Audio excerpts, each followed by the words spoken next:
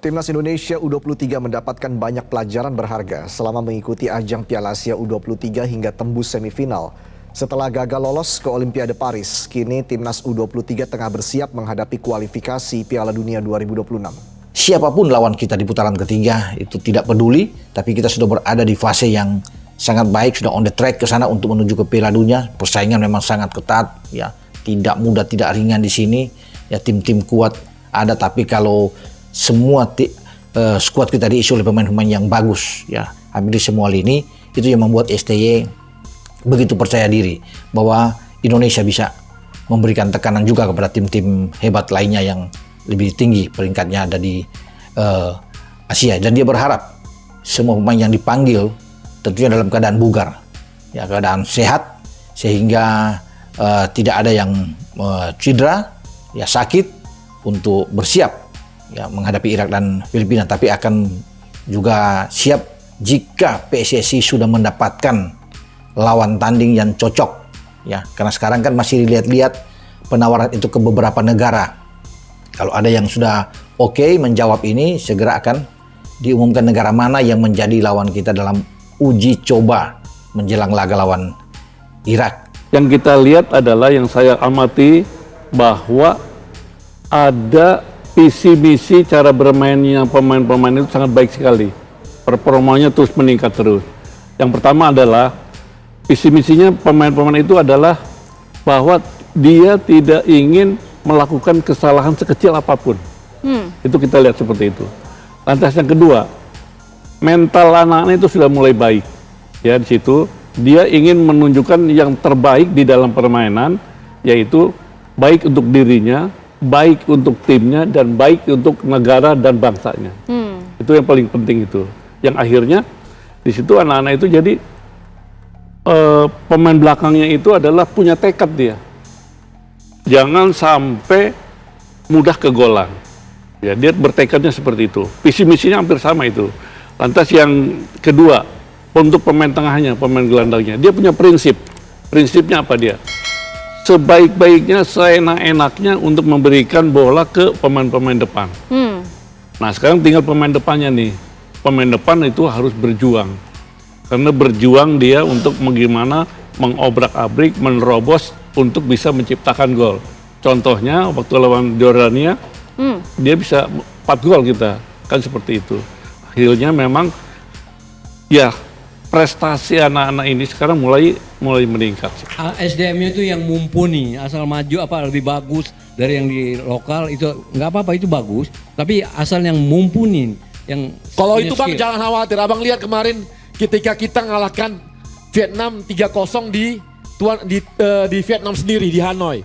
Itu masuk yang namanya Tom Haye, masuk Jai Ijes, masuk Orat Mangun, langsung 3-0 Vietnam. Itu bukti. Jadi itu yang signifikan memberikan perbedaan ya. Bukan ST gitu ya.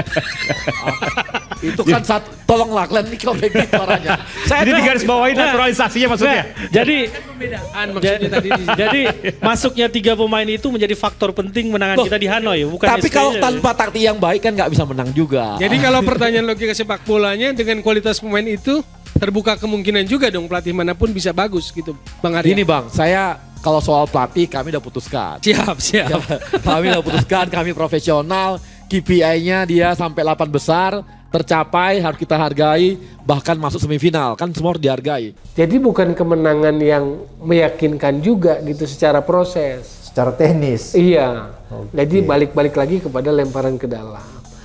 Kan kalau mau analisis lebih tajam, ini Sinteyong udah 4 tahun lebih dikasih naturalisasi, kok identitas karakter mainnya kok nggak kuat-kuat juga gitu. Biasa aja gitu. Betul. Harusnya yang Bung Toel analisa bahwa sudah dikasih naturalisasi yang mudah, Yes. dimasifkan, Banyak, ya. harusnya peningkatannya lebih signifikan. Betul. Lu jangan nganggep pemain timnas sekelas timnas itu mentalnya tempe. Dibully dikit, di komen-komen dikit, nanti mentalnya jatuh. Kalau mentalnya jatuh, lu jangan nggak pantas di timnas berarti. Namanya pemain tim nasional, levelnya nasional, apalagi media Asia, hanya karena bully-bulian gitu, itu nggak menjatuhkan mental mereka. Jadi jangan khawatir hal-hal yang remeh kayak begitu. Dia dihajar di komen ke apapun, nggak ngaruh buat dia, karena mental dia udah baja. Nah begitu juga untuk pemain akademi yang akan datang. ini menjadi latihan mental juga untuk mereka ketika dia ngelihat saingan gue semakin gila nih. Kalau gue mau tembus ke tim nasional, gue harus latihannya ekstra dibanding senior-senior gue sebelumnya. Kenapa? Karena saingan gue lebih gede lagi, lebih hebat lagi dibanding yang sebelumnya. Ini yang harus dimiliki mental untuk pemain bola. Kalau misalkan pas lagi di akademi dia nggak kepikiran kayak gitu, atau dia, aduh pemainnya jago-jago amat nih, gue jadi takut nih. Ya berarti lu memang nggak pantas jadi pemain bola, karena belum apa-apa aja lu udah kalah sebelum berperang. Oke, itu dia maksud gue. Sebelum lebih lanjut, jangan lupa klik tombol jempolnya, karena jempol kalian adalah bukti kalian cinta Timnas Indonesia.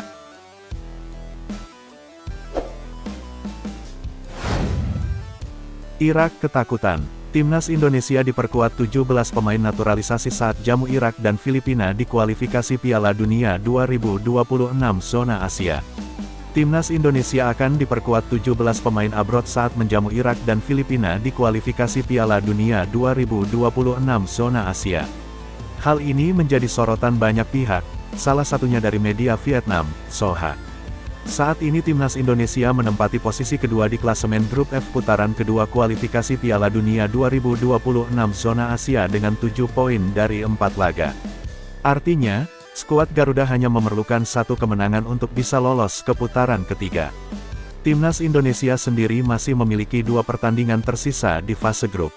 Selain menghadapi Irak, skuad Garuda juga akan melakoni pertemuan kedua kontra Filipina pada Juni mendatang. Soha menilai peluang Vietnam yang juga menghuni grup F makin kecil untuk lolos ke putaran ketiga jika Indonesia memanggil seluruh pemain naturalisasi mereka untuk kualifikasi Piala Dunia 2026. Pelatih Indonesia Sintayong diperkirakan akan memanggil 17 pemain bintang yang bermain di luar negeri untuk memperkuat timnas. Hal ini membuat peluang Vietnam melanjutkan kualifikasi Piala Dunia semakin tipis, tulis Soha. Sementara itu, Sintayong mengatakan sejauh ini persiapan timnas Indonesia cukup baik jelang laga kontra Irak. Juru taktik asal Korea Selatan itu pun tak ragu menargetkan kemenangan atas Singa Mesopotamia. Persiapan baik dan ada 2 pertandingan di Juni nanti. Saya akan berusaha semaksimal mungkin untuk mendapatkan kemenangan di 2 pertandingan nanti, kata Sintayong. Berita selanjutnya, tak ngangka, Sintayong jadi viral di Korea gegara ini. Pelatih tim nasional Timnas Indonesia, Sintayong, ternyata masih jadi topik perbincangan hangat di negara asalnya, Korea Selatan. Sorotan publik terhadap pria berjuluk STY tersebut tak lain karena keberhasilan sang pelatih membawa kemenangan bagi Timnas Indonesia U23 atas Korea Selatan dalam babak perempat final Piala Asia U23 di Stadion Abdullah bin Khalifa, Doha, Qatar, Jumat tanggal 26 April tahun 2024. Laga itu memang sudah lewat lebih dari 2 pekan lalu, namun menurut Manager of Global Strategy Team di Yonhap News Agency, Wang Sun-ik, Sintayong masih jadi topik hangat di sejumlah media Korea Selatan. Salah satu isu yang sedang hangat adalah seputar olahraga. Kalian pasti tahu Coach Sin, kata dia, saat menerima delegasi sejumlah jurnalis asal Indonesia di kantornya, Senin, tanggal 14 Mei tahun 2024. Pertemuan dengan Wang merupakan bagian dari rangkaian program Indonesia Next Generation Journalist Network on Korea, kerjasama antara Korea Foundation dan Foreign Policy Community of Indonesia (FPCI). Topik soal Sintayong juga muncul saat pertemuan dengan anggota DPR Korea Selatan Kim Gi-hyun. Menurut dia, sejak kekalahan Korea atas Indonesia, yang membuat mereka gagal tembus Olimpiade Paris 2024, banyak publik mengkritik pelatih timnas Korea. Meski begitu, tak ada komentar negatif yang dialamatkan kepada Sintayong. Tak lupa, Kim juga memberikan selamat kepada masyarakat Indonesia atas keberhasilan mereka mengukir sejarah baru di Piala Asia. Saya sangat senang bisa memberikan selamat kepada Anda dan Sintayong atas kemenangan tersebut, meskipun kalau masyarakat Korea tahu saya mengatakan hal ini, mereka tidak akan terlalu senang, kata Kim, yang juga ketua Partai Kekuatan Rakyat.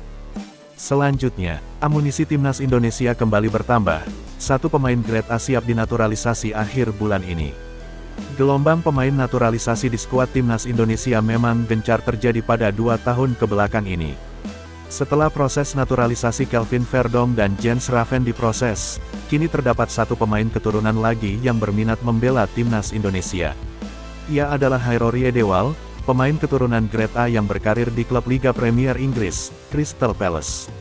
Kabar kedatangan Hairor Yedewal ke Indonesia dibocorkan oleh Roni Pangemanan alias Bung Ropan. Pengamat sepak bola sekaligus konten creator ini menyebutkan Hairor Yedewal bakal segera datang ke Indonesia untuk memulai proses naturalisasi. Waktu kedatangan gelandang berusia 27 tahun itu dalam waktu dekat, tepatnya akhir bulan ini, Mei tahun 2024. Kabar dari Bung Ropan disampaikan langsung melalui unggahan video di channel YouTube Bung Ropan pada Minggu, tanggal 11 Mei tahun 2024. Hairor Yedewal mengharapkan segera datang ke Indonesia, buka Bung Ropan. Dia ingin segera memulai proses naturalisasi, mempersiapkan dokumen dan kelengkapan lainnya, lanjut pengamat sepak bola tersebut. Sebelum datang ke Indonesia, Hairor Yedewal masih perlu merampungkan kiprahnya musim ini, di mana Liga Inggris masih menyimpan 1 pekan terakhir pada tanggal 19 Mei tahun 2024 mendatang.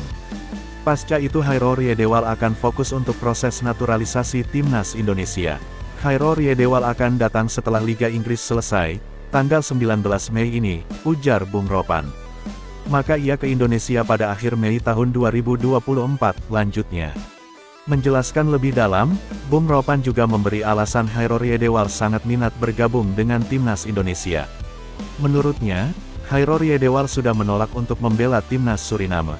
Terlebih Hairor Yedewal juga ingin mengantarkan timnas Indonesia untuk tampil di Piala Dunia 2026. Adapun jika proses dari Hairor dimulai akhir bulan ini, maka sang pemain diprediksi baru bisa bergabung untuk fase ketiga kualifikasi Piala Dunia 2026. Dia pun sudah menolak untuk memperkuat tim Suriname, kata Bung Ropan. Artinya Hairor Yedewal akan bersama timnas Indonesia ketika fase ke-3 kualifikasi Piala Dunia. Diketahui, Hairor Yedewal sendiri merupakan pemain keturunan Belanda Indonesia Suriname. Pemain yang memiliki postur tinggi kekar tersebut punya darah Indonesia dari Manado, Sulawesi Utara. Kabar pemain 27 tahun ini berminat untuk membela timnas Indonesia sebenarnya bukanlah barang baru. Pasalnya nama Hairor Yedewal sempat mencuat ketika jurnalis asli Suriname membocorkan update soal timnas negaranya. Yang mana saat itu dikabarkan pelatih Suriname, Brian Tervreden ditolak oleh Hairor Yedewal karena sang pemain memilih timnas Indonesia.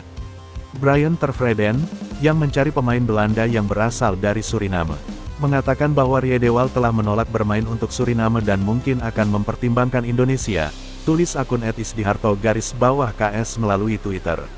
Walhasil dengan demikian, kabar yang muncul pada awal April tahun 2024 itu kembali dikuatkan oleh omongan dari Bung Ropan pada awal bulan Mei tahun 2024.